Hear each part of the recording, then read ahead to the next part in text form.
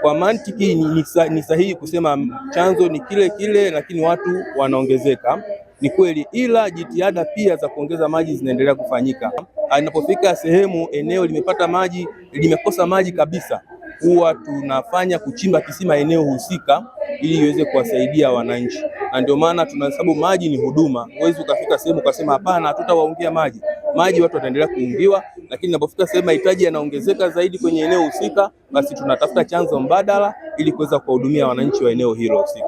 Kwenye suala zima la udhibiti wa mivujo, Mamlaka ya Maji Safi na Usafi wa Mazingira DUWASA imeagawa maeneo yake katika kanda, kwa maana kwa zoni, na hizi kanda zina wasimamizi wakuu na pia zina mafundi wake.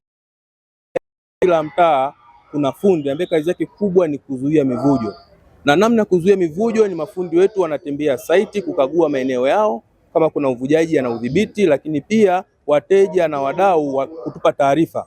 Fundi anafika eneo husika na ana udhibiti. Endapo inatokea mvujo umetokea ndani kwa mtu na fundi wetu anashindwa kuaccess, yani kuingia ndani ya hiyo nyumba, utaratibu ambao tunaitumia huwa tunatafuta serikali ya mtaa ya eneo husika na kuelezea issue tulionayo na kwamba na uhitaji wa kuingia humo ndani.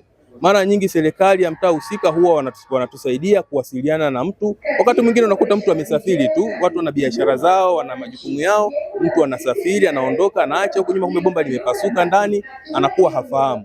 Kwa tukiwasiliana serikali ya mtaa, watawasiliana na mhusika, basi itatokea mawasiliano yakifanyika vizuri, tunaweza kupata access kuingia na kuzuia uvujaji huo. Lakini kwamba tutampiga faini mtu, hapana. Mtu anapigwa faini endapo ataiingilia miundombinu ya DUWASA, atasababisha uvujaji kwa kudhamiria.